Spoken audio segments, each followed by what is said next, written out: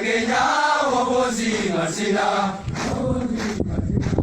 Oromia, Oromia, Sibaware, Gama, Kenalupugia, Dogaware, Gamu, Kamina, Chakuma, Bakati, Devina, Waradu, Amuna, Oromia, Oromia, Sibaware, Gama, Kenalupugia, Kasiware, Game, Timbura, Nuenya, Shakido, Kumade, Ayogan, Magina, Kasiware, Game, Timbura, Nuenya, Shakido, Kumade, Ayogan, Magina, Oromia, Oromia, Sibaware, Gama, Kenalupugia. Erkan birer tut.